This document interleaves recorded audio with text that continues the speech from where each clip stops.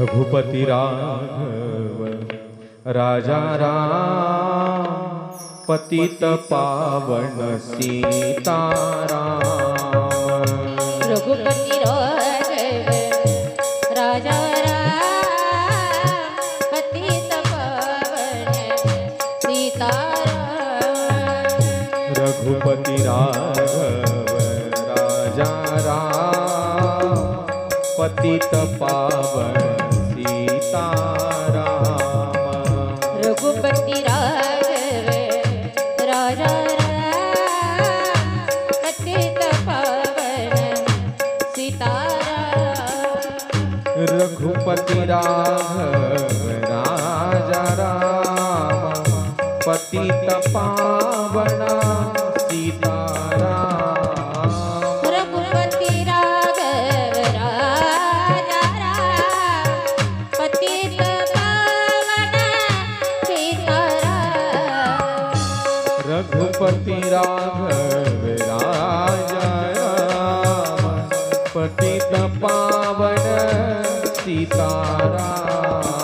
रघुपति राघव राजा राम पतित पावन सीताराम।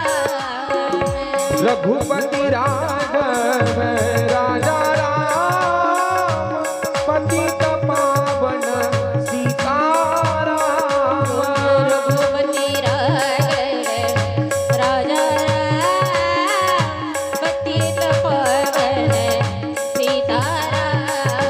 रघुपति राघव राजा राम तारी तारी रघुपति राघव राजा राम पतित पावन सीताराम। रघुपति राघव राजा राम पतित पावन। रघुपति राघव राजा राम पतित पावन सीताराम। रघुपति राघव राजा राम पतित पावन सीताराम। पतित पावन सीताराम। पतित पावन सीताराम। पतित पावन सीताराम। बोलिए रामचंद्र भगवान की जय। रघुपती राघव। भजन आपण दररोज म्हणतो, दररोज. बरं आताच दररोज नाही, आपण लहानपणापासून हे भजन म्हणत म्हणत म्हणत म्हणत मोठं झालो. पण या भजनाचा कधी अर्थ पाहण्याचा प्रयत्न केला का आपण कधी? रघुपती राघव राजा राम पतित पावन सीताराम हे जे भजन आहे हे गांधीजींनी लिहिलेलं नाही बरं का. कोणी म्हणतील हे गांधीजीचं भजन होतं, नाही. त्यांनी अर्धवटच भजन शिकवलं आपल्याला. पुढं त्यांच्या मनानच त्यांनी काही लावलं मध्ये, पण ते खरं भजन नाहीये. खरं भजन अजून वेगळंच आहे. एक 2 मिनिटं फक्त याचा अर्थ सांगतो. रामाच्या जीवनाशी संबंधित आहे म्हणून सांगतो बरं का. राम प्रभूच्या जीवनाशी संबंधितच आहे, मग पुन्हा कथेकडे येणारच आहे.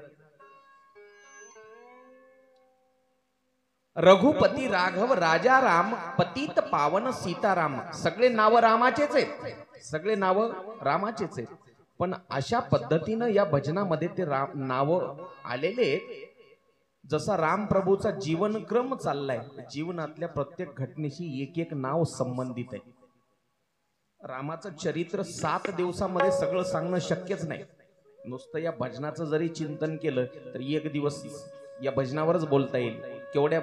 कोणत्या भजनावर? या रघुपती राघव राजा राम पतित पावन सीताराम एवढ्या शब्दावर 1 दिवसभर बोलता येईल, सांगता येईल चिंतन.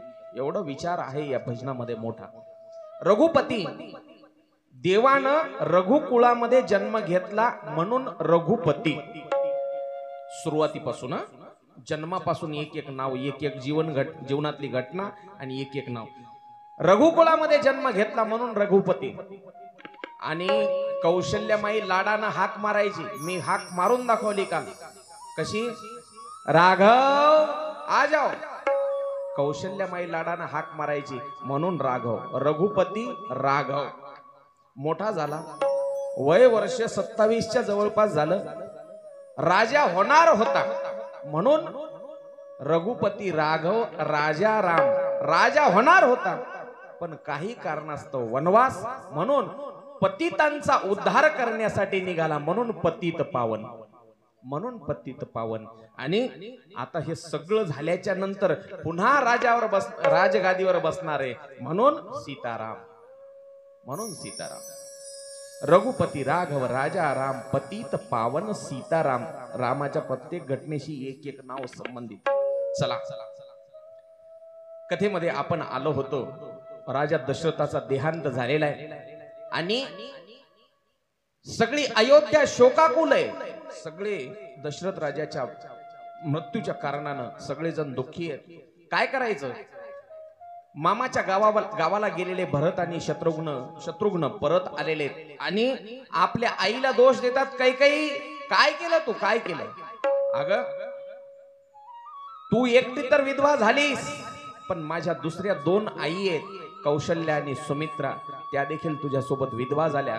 फक्त तुम्ही तिघी जणही नाही, तर ही आज सगळी अयोध्या जशी बाप मेल्याच्या नंतर मुलाची अवस्था होते, तशी ही अयोध्या आज सगळी अनाथ झालेली आहे. अनाथ. आपल्या आईला दोष देताना भरत म्हणतोय,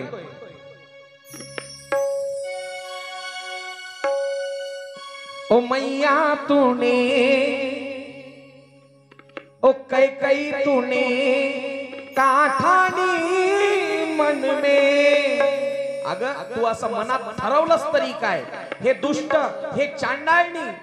ओ मैया तूने हटीली तूने काठानी मन में. राम सिया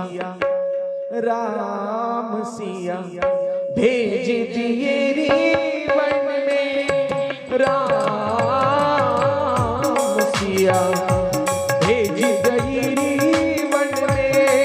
ओ मैया तेरे काठाने मन में, ओ मैया तेरे काठाने मन में. राम तेरा भेज गए रे वन में. राम तेरा भेज गए रे वन में. ओ मैया तूने काठानी मन में, हटीले तूने काठानी मन में. राम सिया भेज गई वन में. राम सिया भेज गई वन में. राम सिया भेज गए रे वन में. राम सिया भेज गए रे वन में. जगपी भरत तेरा ही जायो, तेरी करनी देख नजारो. जगपी भरत तेरा ही जायो, तेरी करनी देख नजारो. अपनों पद तूने आप दयालो, भरत की नजरन में. राम सिया भेज गए रे वन में. राम सिया भेज गए रे वन में. ओ मैया तूने कई तूने हटीले तूने काठानी मन में. राम सिया भेज गए रे वन में. राम सिया भेज गए रे वन में. राम सिया भेज गए रे वन में. राम सिया भेज दैरी वर्ण में. काय केलंस आई तू, काय केलंस? सगळेजण विनंती करतायत आता राजा दशरथाचा अंत्यसंस्कार करण्याची. भरतानं आपला पिता राजा दशरथ अग्नी दिलेला आहे, 10 संस्कार केला आणि भरत रडतोय. बाप गेला, भाऊ वनात गेला. त्यावेळेला काही माता जवळ आली आणि काही सांगितलं, अरे भरता तुझा भाऊ ज्या भावाचा वनात जाण्याचा विलाप करतोयस, विरहामध्ये रडतोयस, अरे वचनपूर्तीसाठी केलाय, वचनपूर्तीसाठी. आणि ते वचन कधी पूर्ण होईल मी सांगतो तसं, मी सांगते तसं कर. काय करू? मी 2 वर मागितले होते, 2 वर. त्यातला 1 वर 1 वचन पूर्ण झाले, पण दुसरं अजून पूर्ण व्हायचं बाकी आहे. ते पूर्ण झाल्याशिवाय तुझ्या मेलेल्या बापाच्या आत्म्याला शांती मिळणार नाही. म्हणलं आई कोणतं वचन? पहिला वचन मागितलं होतं मी, भरताला राज्याभिषेक, भरताला राजगादी. आणि दुसरं मागितलं वनवास, वनवासाचा रामासाठी. ते त्यानं पूर्ण केलं, पण पहिलं वचन अजून पूर्ण व्हायचं बाकी आहे. दशरथ राजाच्या आत्म्याला शांती मिळण्यासाठी ते पूर्ण कर. म्हणलं अजिबात नाही, बापाच्या आत्म्याला शांती नाही मिळाली हरकत नाही, पण गादीवर पहिला अधिकार माझ्या दादाचा आहे. राज्याचा राजा मी नाही होणार, माझा भाऊ होणार. विचार करा, आजच्या काळामध्ये जर ही राम लक्ष्मण भरत शत्रुघ्न जर आजच्या काळामध्ये जर ही घटना असली असती, तर खरंच अयोध्येचं सगळं राज्य एका भावानं दुसऱ्या भावासाठी सोडलं असतं का?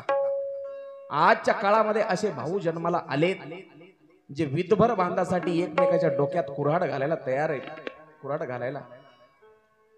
जर आजच्या काळामध्ये अयोध्येचं राज्य जर तुमच्या आमच्या सारख्या भावामध्ये वाटणी करायचं ठरवलं, तर आपण एकमेकाचे डोके काठीनं फोडू, काठीनं. मला पाहिजे राजगादी, मला पाहिजे.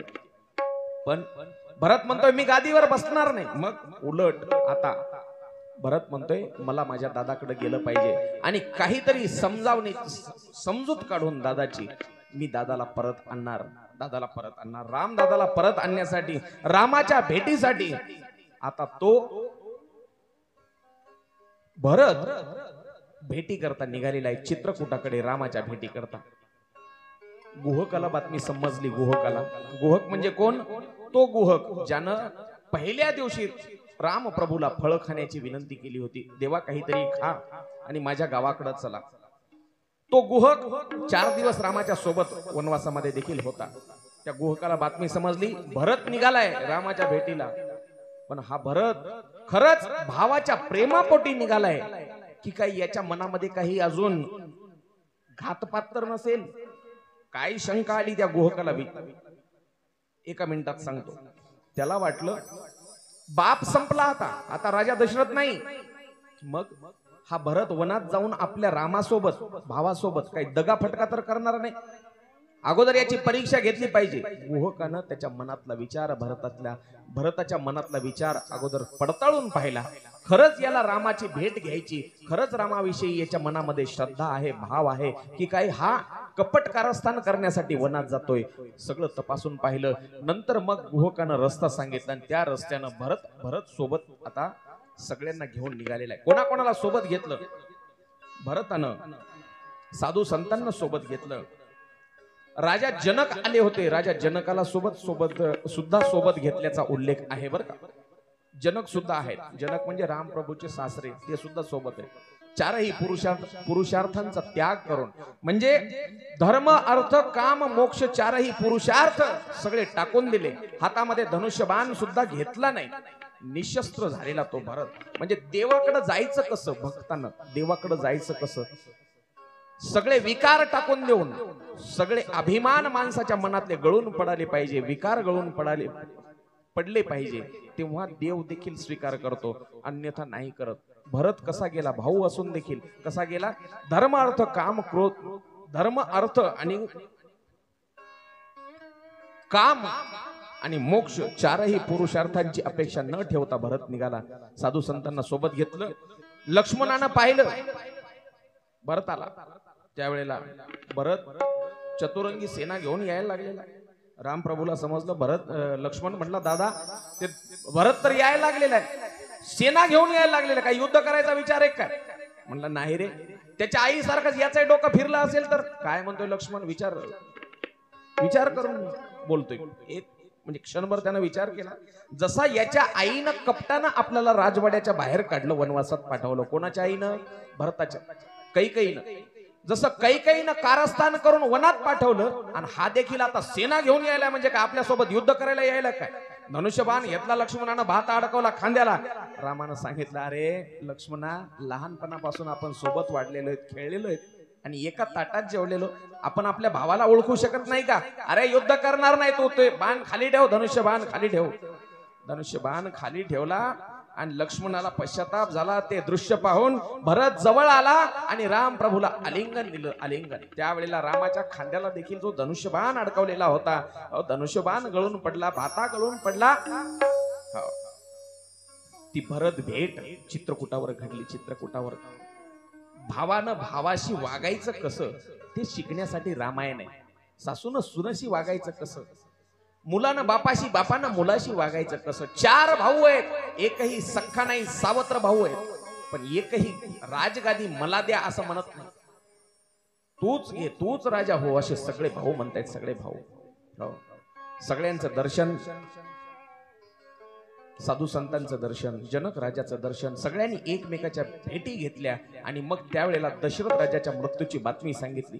राजे दशरथ, तुमचे बाबा आज नाहीत, अशी बातमी जेव्हा रामप्रभूला सांगण्यात आली, त्यावेळेला रामप्रभूला अतिशय दुःख झालं. ज्या बापाच्या वचनपूर्तीसाठी आपण वनात निघालो, आज तो बाप आपल्यामध्ये नाही, कळल्याच्या नंतर रामप्रभूंना खूप दुःख झालं. त्यावेळेला सगळ्यांनी विनंती केली, रामदादा तुम्ही चला, झालेल्या गोष्टी विसरा. पण रामानं सांगितलं, नाही, बापाला वचन दिलेले, मी ते वचन मोडून कसं परत येऊ शकतो. त्यावेळेला रामानं विनंती केली भरताला, भरत तू गादीवर बस. भरतानं स्पष्ट शब्दात नकार दिला, मला गादी नको, अयोध्येचं राज्य नको.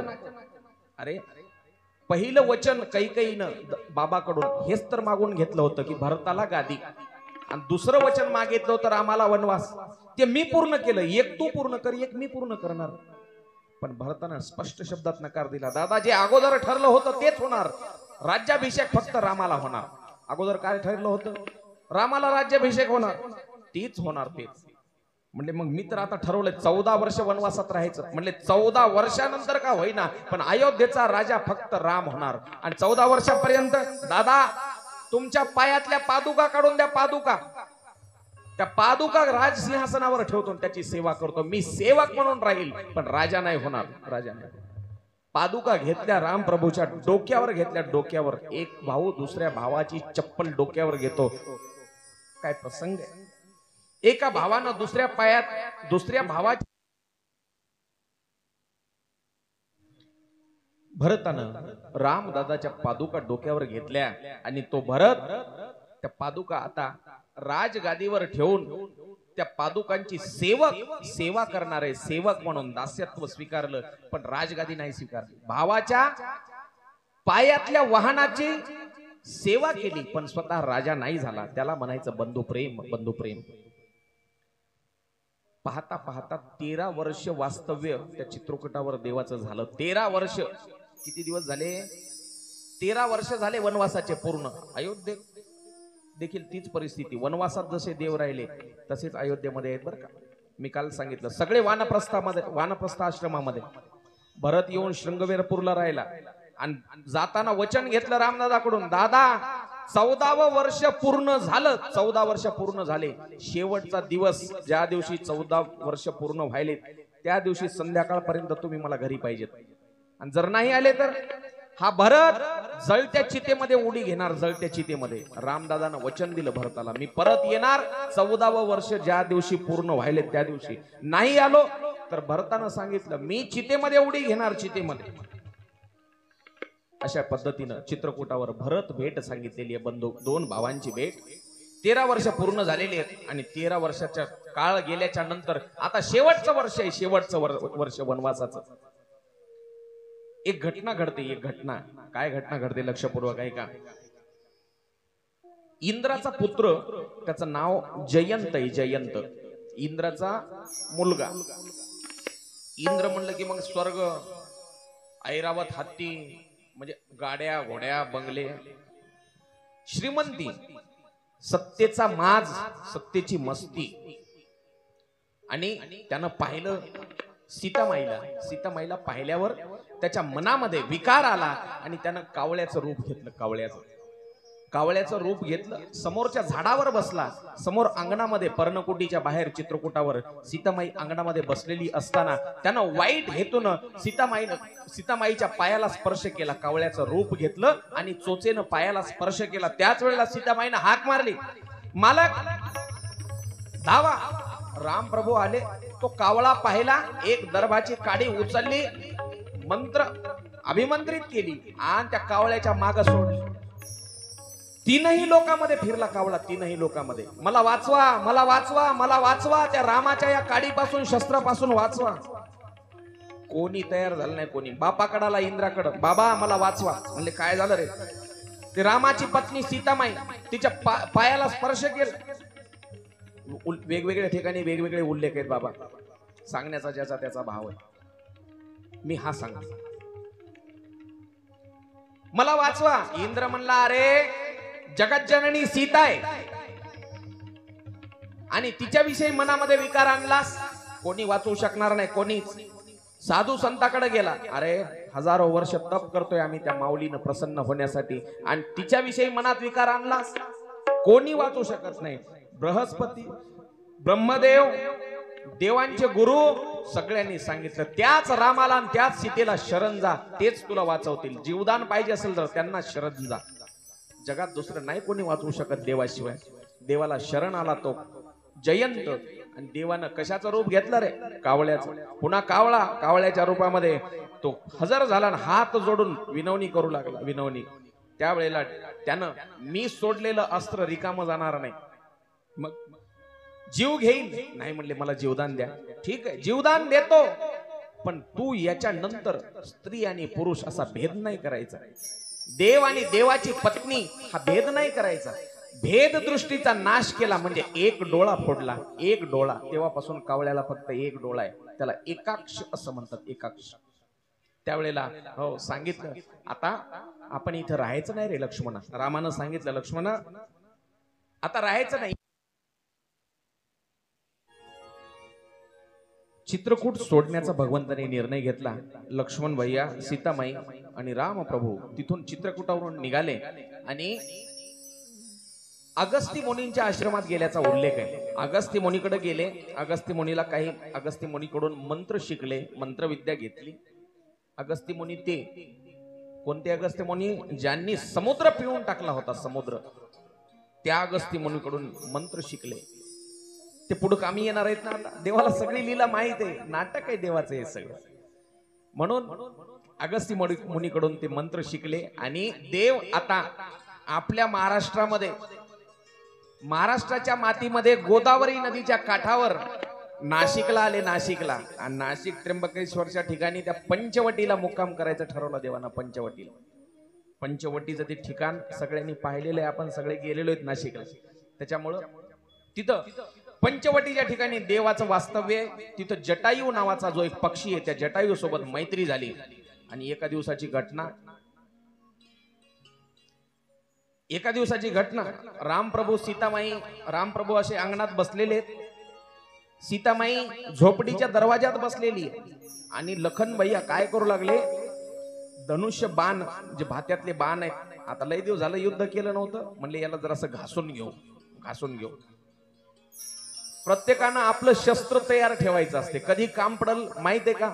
बामणानं आपलं पंचांग हातामध्येच. हा, बामणानं पंचांग, साऊंडवाल्याने सगळे मायकाचे वायर तयार ठेवायचे, कधी कोण येईल आणि कधी जाईल सांगता येते का? बस तसं लखन भैया म्हणले बाणाला धार लावून घेतो, दगडावर घासू लागले. त्यावेळेला एक राक्षसी, राक्षसीनं पाहिलं, अरे जंगलामध्ये हे दोन सुंदर तरुण आहेत, राजघराण्यातले दिसतात, कारण त्यांच्या चेहऱ्यावरचं तेज सांगते. आवडले ते, म्हणून ती एक राक्षसी, कोण होती ती? रावणाची दिदी होती. शूर्पणखा तिचं नाव. तिनं पाहिलं, रावणाची विधवा बहीण होती ती. वेश पालटला तिनं, सुंदर वेश धारण केला. तिला काय हो, मायावी म्हणल्यावर, राक्षसी म्हणल्यावर काय, मायावी वेश धारण केला आणि रामप्रभूच्या समोर येऊन उभं राहिली. समोर आली आणि म्हणते, वा वा वा, तुमच्यासारखा पुरुष मी आयुष्यात कधी पाहिला नाही. कोणत्या देशाचे राजे तुम्ही? त्यानं सांगितलं मी अयोध्या नरेश दशरथाचा पुत्र मोठा मुलगा राम आहे. खालीच पाहतायत राम प्रभू, डोळे उचलून वर पाहिलं नाही, फक्त आवाजावरून ओळखलं कोणीतरी स्त्री आहे. त्याला म्हणायचं एक पत्नी एक वचनी आणि एक बाणी राम म्हणायचं त्याला. कोणालाही राम म्हणायचं नाही. नुसतं आजकाल माझं नाव राम ठेवलं म्हणजे मी राम नाही होणार. लक्षात घ्या, आचरण पाहत.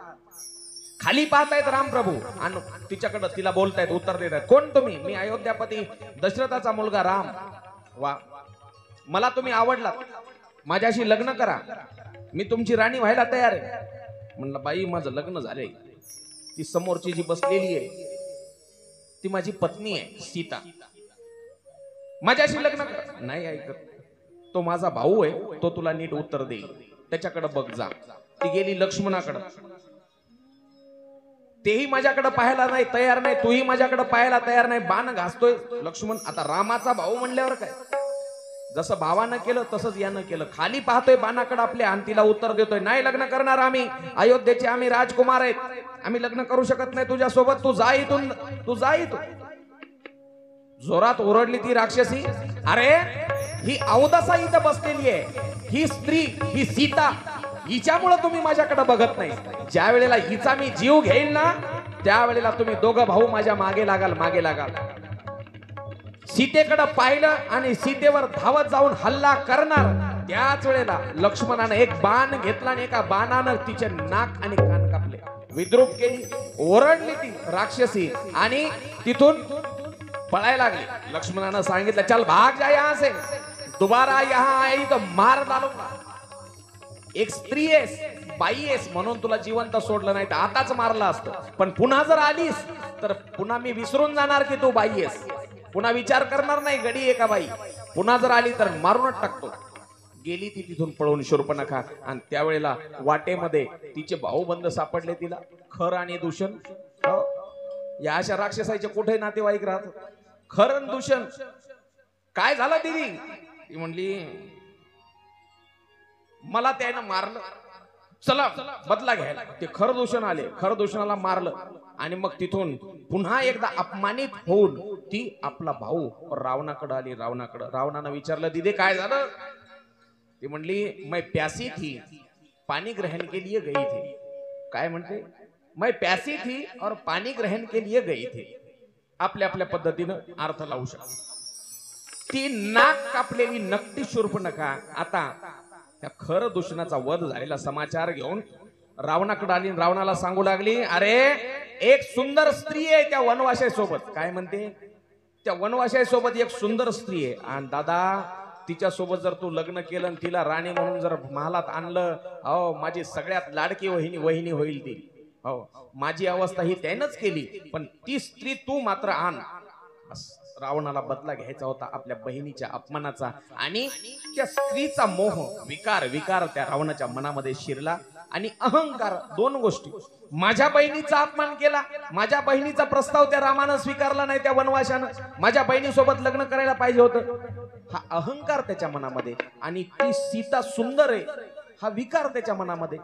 अहंकार आणि विकार माणसाच्या विनाशाला कारणीभूत ठरणारे ह्याच गोष्टी आहेत. माणसाला बाहेरचे शत्रू मारत नाही, माणसाला शेजाऱ्या पाजाऱ्याकडून धोका नाही, भाऊबंदाकडून धोका नाही, नातेवाईकाकडून धोका नाही. धोका आहे फक्त मनातल्या विकारांपासून. एकदा युद्ध संपलं होतं, राम गादीवर देखील बसले होते, राज्याभिषेक झाला होता. घटना सांगतो ऐका. आणि कौशल्या माता आली. कौशल्या आईनं विचारलं काय रे रामा, संध्याकाळची वेळ, माय लेकर गप्पा मारीत बसले. रामन कौशल्या माय. कौशल्या आता म्हातारा वय झालेलं का? रामा मी असं ऐकलं तू रावणाला मारलं, रावणाला तूने रावण को मारा. कौशल्या काय म्हणते? राम मैंने ऐसा सुना है तूने रावण को मारा. राम प्रभू काय म्हणतात ऐका, उत्तर ऐका, नीट ऐका. मां मैंने रावण को नहीं मारा. राम प्रभू काय म्हणतात? मैंने रावण को नहीं मारा, रावण को मैंने मारा. कळालं काय?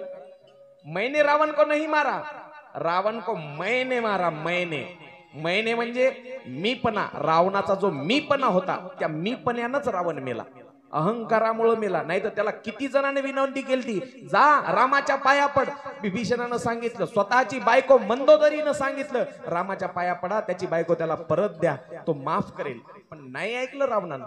अहंकार होता मनामध्ये, अहंकार. त्या अहंकारामुळेच, मीपणामुळे रावण मेला. मीपणा. राम काय म्हणतात, रावण को मैंने नहीं मारा, रावण को मैंने मारा. मैंने, मीपणामुळे. तो अहंकार आणि विकार हे दोन्ही गोष्टी रावणाच्या मनात शिरल्या. त्यानं एक सोबती केला. सोबती. कोणता सोबती? मारीच. कोण होता त्याचा? मामा. हे मामा नावाचा प्राणी एक लय भारी असते बरं का.